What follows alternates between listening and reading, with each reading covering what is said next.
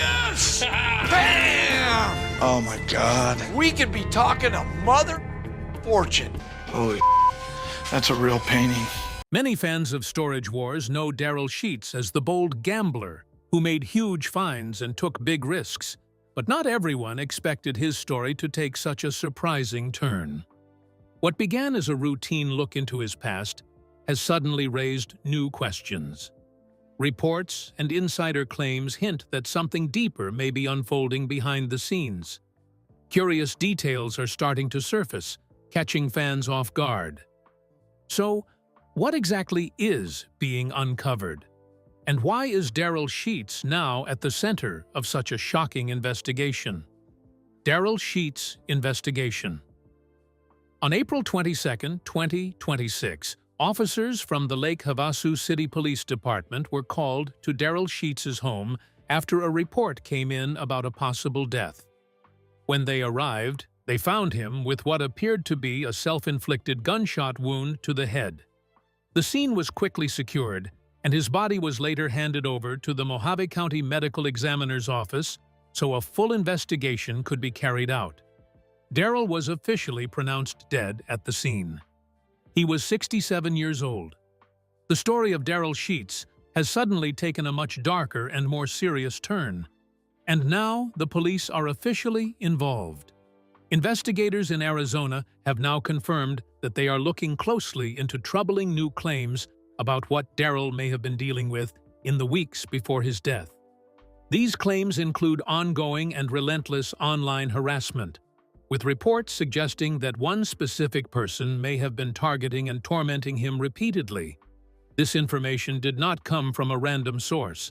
It came from someone who knew him well and worked closely with him for years. That person is Renee Nazoda, his longtime castmate.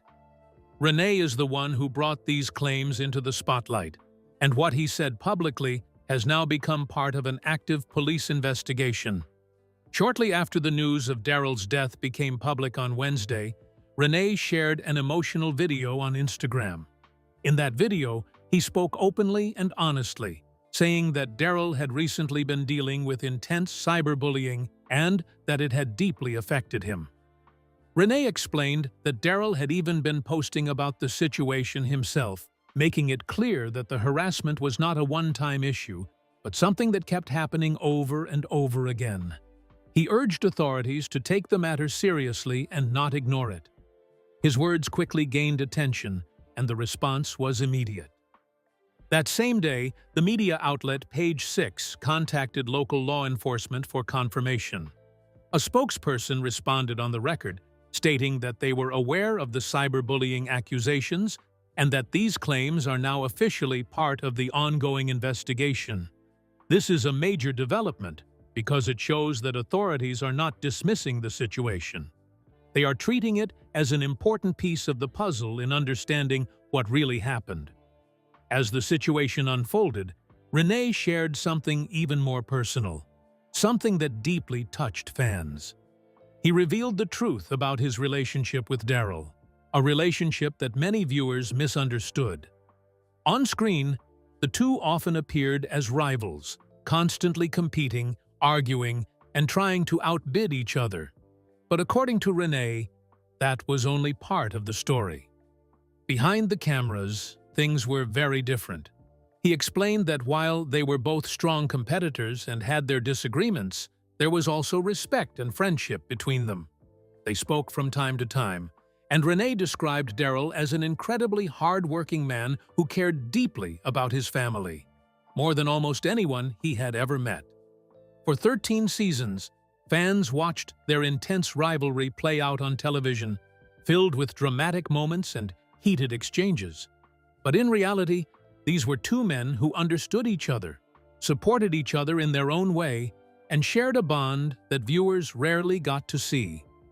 Renee also used this moment to send an important message to the public.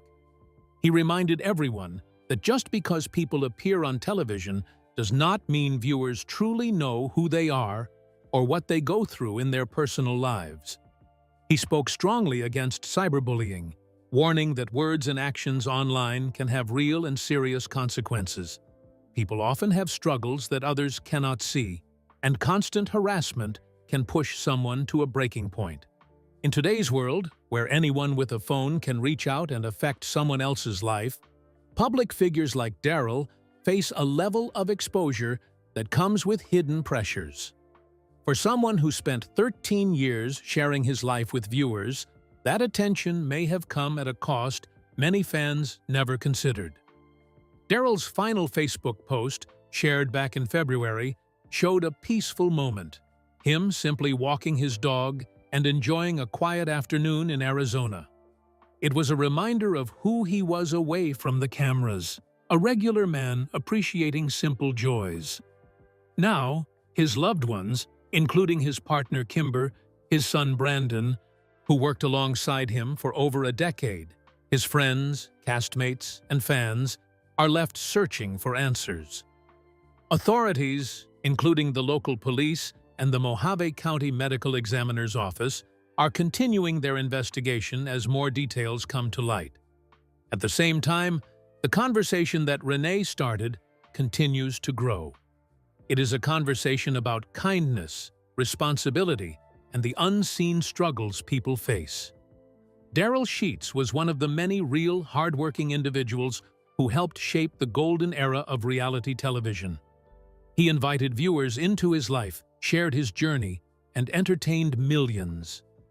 The overwhelming wave of love and support following his passing shows just how much he meant to people.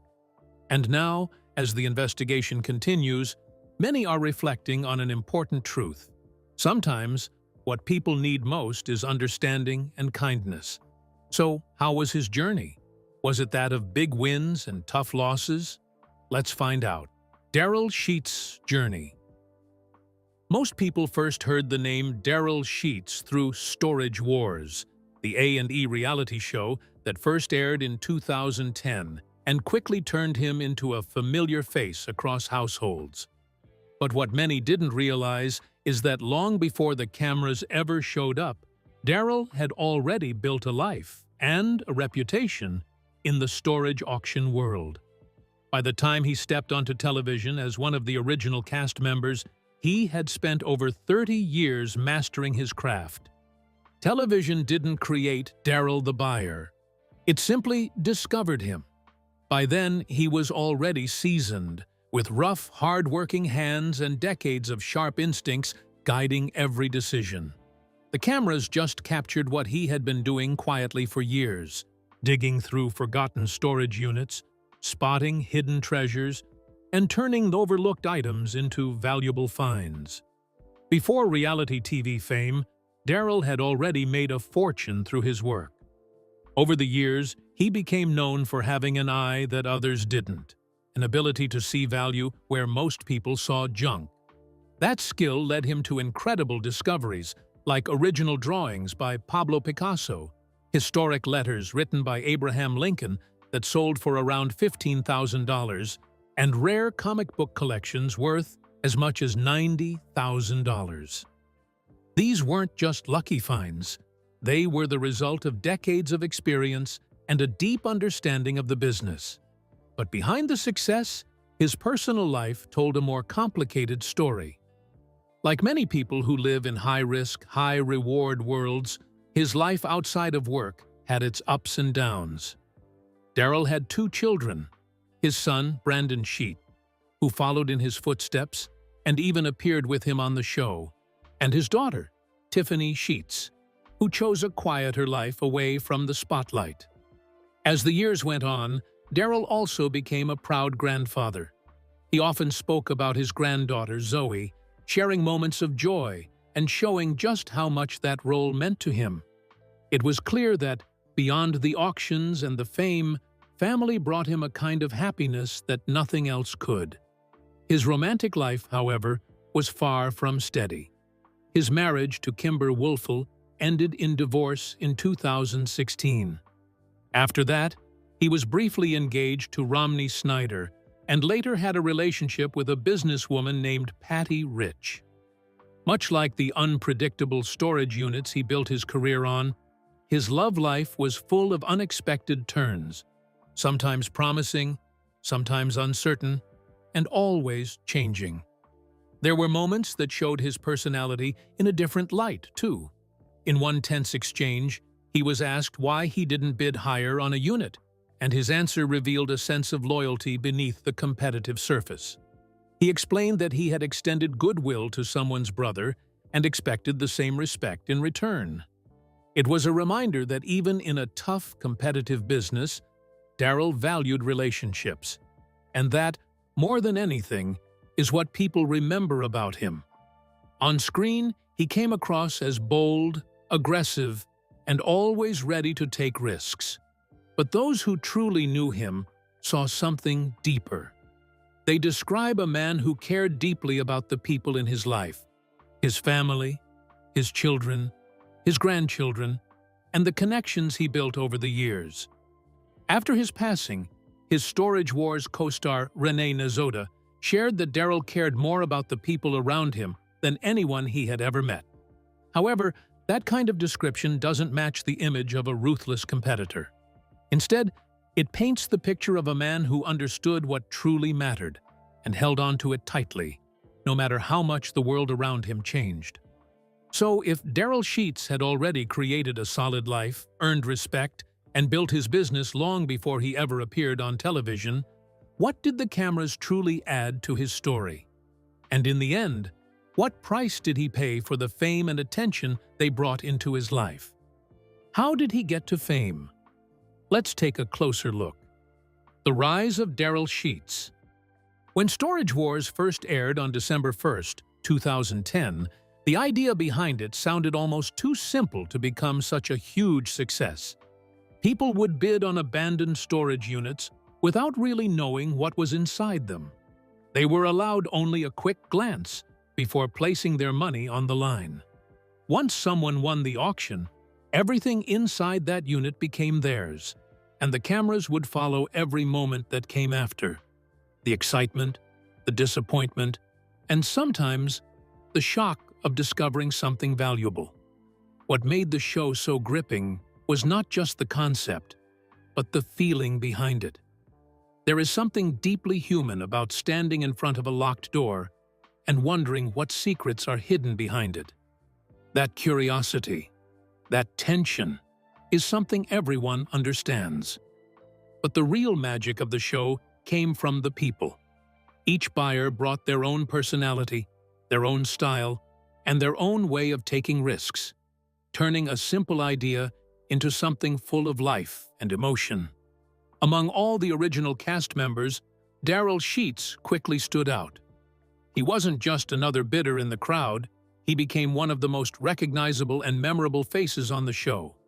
Fans didn't just watch him, they connected with him. His famous line, "This is the wow factor," became one of the most repeated phrases in the entire series. And his nickname, the Gambler, wasn't something created just for television. It truly reflected who he was. Darrell had a unique way of doing business. He trusted his instincts, even when it meant risking more money than most people would feel comfortable spending. He would take bold chances on storage units that others might walk away from. And when those risks didn't pay off, he didn't let failure shake him. He accepted the loss, learned from it, and came back just as confident the next time. That fearless approach defined him, not just as a buyer, but as a person. What made Darrell even more special was how real he was. The man viewers saw on screen was the same man he was in everyday life. There was no act, no pretending. That kind of authenticity is rare, especially in reality television, and people could sense it immediately. It made him trustworthy, relatable, and unforgettable. Over the years, Darrell made some incredible discoveries. In one unforgettable moment, he found a suitcase filled with jewelry worth $17,000. In another, even more remarkable win, he bought a storage unit for less than $4,000 that turned out to contain paintings by Mexican artist Frank Gutierrez. Those paintings were later valued at around $300,000, making them one of the biggest and most talked about finds in the show's history. Moments like that didn't just entertain viewers, they became legendary. The show itself quickly grew in popularity. On its very first night, it attracted about 2.5 million viewers, and before long, that number doubled. With that growth, Darrell Sheets went from being well-known in a small specialized business to becoming a global television personality. Over the course of the series, he appeared in more than 160 episodes, giving audiences years to watch his journey unfold. And that time mattered. Viewers didn't just recognize his name, they felt like they knew him. They saw him take risks, celebrate big wins, deal with tough losses, and keep coming back with the same energy every time. That kind of long-term connection is something most celebrities never achieve. It wasn't built through marketing or image. It was built through consistency and honesty. One of the most memorable parts of Darrell's story on the show was his relationship with his son, Brandon. Having Brandon by his side added a deeper layer to the series. Their interactions brought something real and emotional that couldn't be scripted. It wasn't just about auctions anymore, it was about family. Viewers watched the natural push and pull between father and son, the disagreements, the shared excitement, the quiet understanding that comes from years of knowing each other. Brandon wasn't just there to support his father. He was learning the business, developing his own skills, and growing into it. The way they communicated, sometimes with just a glance, showed a bond that went far beyond television. Those moments felt genuine because they were. But while the cameras captured many of these experiences, they didn't tell the whole story. Behind the scenes, Darrell Sheets was building something lasting, something that went beyond television fame. He was creating a life and a legacy that would remain even after the show ended. How much was he worth? How did he make such huge wealth? Let's take a closer look. Darrell Sheets. Fortune? Darrell Sheets had recently launched another business in his long career. The shop was called Show Me Your Junk, a bold, slightly humorous name that fit his personality perfectly. Inside, he sold large amounts of items he had collected over years of buying and selling storage locker contents. It wasn't just a shop, it was almost like a physical archive of his entire working life. By the time he passed away, estimates placed Darrell Sheets' net worth somewhere between $2 million and $4 million. Different financial sources gave slightly different figures, which is common in cases like his. His wealth wasn't simple or easy to calculate because it came from many different places at once. Part of it came from his years on television, especially his long run in reality TV that lasted around 15 years. Another large part came from decades of auction hunting, where he bought and resold storage unit contents long before cameras ever followed him. On top of that, he owned valuable collectibles, ran real businesses, and built up skills and instincts that don't show up on paper but still generate money over time. His income was never just about storage wars. Outside the show, he ran a real, working antique and resale shop called Havasu Show Me Your Junk in Lake Havasu City, Arizona. This business existed in the everyday world, serving regular customers, long before and even after his television fame. It had a physical storefront, a real sign, and real transactions, completely separate from the TV production. That alone showed something important. He built something that could survive without cameras, which is something many reality TV personalities never managed to do. What truly defined his career, however, were the kinds of discoveries he made over the years. These weren't random strokes of luck. They included rare Pablo Picasso sketches, a historical Abraham Lincoln letter, a comic book collection worth around $90,000, a Frank Gutierrez painting collection valued at about $300,000, and even a suitcase of jewelry worth around $17,000. Seen together, these finds tell a different story. They weren't isolated wins spread across time by chance. They were the result of a trained eye, someone who could walk into a storage unit full of forgotten objects and immediately sense what others had overlooked. That kind of ability doesn't appear overnight. It develops slowly, through thousands of hours spent at auctions that most people never see, and cameras never record. It is also not something that can easily be faked. Either a person recognizes hidden value or they don't. And over the decades, Darrell Sheets proved that he did.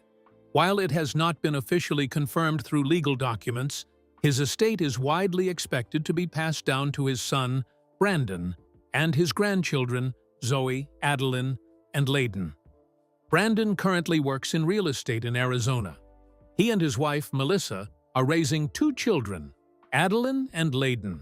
Zoe is Darrell's granddaughter through his daughter, Tiffany. However, the wealth he leaves behind is not among the biggest fortunes in the entertainment world. It doesn't sit at the top of reality television earnings, but it was built in a different way entirely. Slowly, steadily, and from almost nothing, by a man who relied on instinct, experience, and persistence across more than 3 decades of showing up to auctions and trusting what he saw. What impact did he create on others? Will he be remembered? Let's find out. Darrell Sheets' legacy. Darrell Sheets spent his entire professional life proving something that most people only realize too late. Value is often hidden in the places everyone else ignores. He had a way of looking at discarded, forgotten, or abandoned things and seeing possibilities where others saw nothing but junk. To him, what people walked away from was often exactly where the real opportunity lived. He believed that success did not come from following the crowd, but from trusting your own judgment when others no longer care. In his world, the difference between ordinary results and extraordinary discoveries came down to one simple decision: whether or not you were willing to take a risk on something that didn't look perfect on the surface. While many people hesitated or moved on, he chose to lean in and take a closer look. Of course, his path was not smooth or easy. He did not win every time. There were moments when he made poor decisions, placed the wrong bids, or walked away with losses instead of profits. But what defined him was not those setbacks. It was his refusal to stop. He treated every loss as part of the process rather than a reason to quit. Each mistake became another piece of experience, and each return to the work showed his commitment to the long game. Over the course of roughly 30 years, he built his success not from a single dramatic discovery or one lucky break, but from constant repetition and discipline. He showed up consistently, paid attention to details others overlooked, and developed a sharp sense for recognizing hidden worth. While many people waited for obvious opportunities, he trained himself to notice the quiet ones. The ones sitting behind locked doors, waiting for someone willing to take a chance. What made his journey remarkable was not just the outcomes, but the mindset behind them. He understood that most values do not announce themselves loudly. Instead, it often hides beneath layers of neglect, dust, or doubt. Where others saw risks too large to take, he saw possibilities worth exploring. That belief, repeated over years of work, gradually turned into a way of life. His influence did not end with his own career. It continued through his family, especially his son, Brandon Sheets. Brandon inherited more than just financial ties. He inherited a way of thinking. Today, he works in real estate in Arizona, a field different from storage auctions but guided by the same core idea: finding value where others overlook it. Instead of storage lockers, Brandon now looks at homes, land, and properties. But the principle remains the same.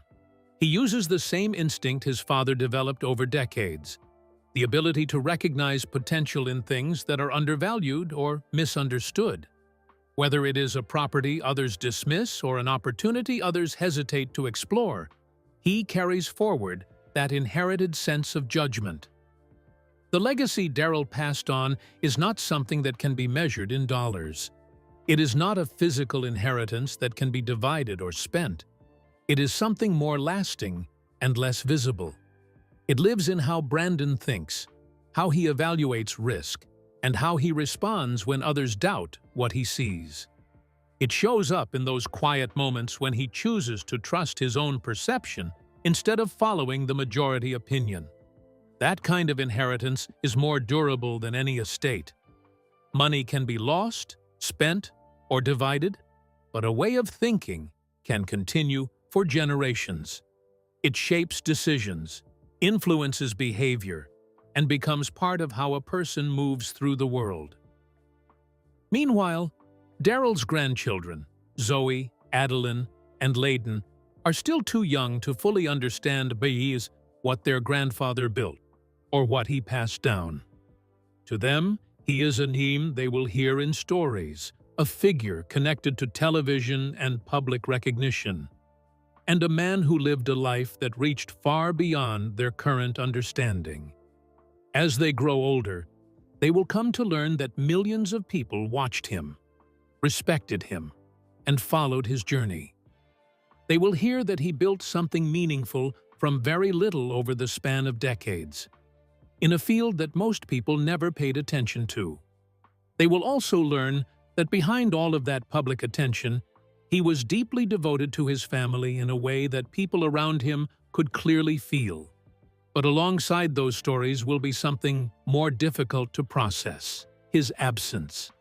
No matter how strong his legacy becomes, no matter how many memories or achievements are remembered, there will still be the reality that he is no longer there. That absence is something that cannot be replaced, repaired, or fully softened by recognition or success. How was Darrell Sheets' early life? Was he born into a wealthy family? Let's take a closer look. The life of Darrell Sheets. Darrell Sheets was born on May 13, 1958, in California. From the very beginning, his life was not one of luxury or privilege. He did not grow up with wealth, and he did not follow the traditional path of going to college and stepping into a safe, well-paid office job. Instead, he chose a very different direction in life, one that was uncertain, rough around the edges, and full of surprises. He found his place in the world in a job that most people at the time barely even thought about: buying storage units at auction. This was long before television cameras turned storage auctions into entertainment. It was also long before the general public knew anything about this hidden industry. There were no shows, no fame, and no spotlight. It was just a small group of people taking risks, opening locked storage units, and hoping to find something valuable inside. Darrell started doing this work more than 30 years before Storage Wars ever appeared on TV. By the time the show premiered, he already had around 32 years of hands-on experience in the business. This meant he was not a newcomer or someone learning as he went. He was already a seasoned expert who had spent most of his life in this unusual world.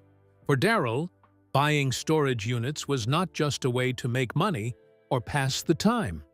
It became his entire way of life. He developed a style that was very different from most other buyers in the business. Many people in storage auctions prefer to be careful.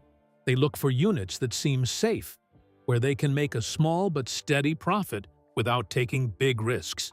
They try to avoid surprises because surprises can mean losing money. Darrell was the opposite of that. He loved taking chances. He was always willing to risk more than others, hoping for something big in return. He would enter an auction, look at a storage unit that others ignored or avoided, and still decide to spend large amounts of money on it. He did this not because he had full knowledge of what was inside, but because he trusted his instincts. He believed his gut feeling could lead him to something extraordinary. This risky approach earned him the nickname the Gambler. It suited him perfectly because his entire strategy was built on chance and bold decisions. Sometimes his instincts were wrong, and he would lose money on empty or useless units. But at other times, his instincts turned out to be incredibly right, leading him to discoveries that most people could only dream of. Over the years, Darrell made some truly remarkable finds. In one case, he discovered 4 drawings believed to be connected to Pablo Picasso inside an abandoned storage unit. In another, he found a handwritten letter linked to Abraham Lincoln. He also came across a collection of comic books so rare and valuable that they were reported to be one of the most expensive collections ever uncovered in storage auctions. However, not everything he encountered was exciting in a positive way. One of the most shocking and disturbing moments of his career came when he opened a storage unit and found a human body wrapped in plastic inside. This was not something symbolic or exaggerated. It actually happened, and it showed just how unpredictable and sometimes dark this business could be. Outside of work, Darrell's life also had strong personal connections. He had a son named Brandon, who grew up watching his father take risks in storage auctions.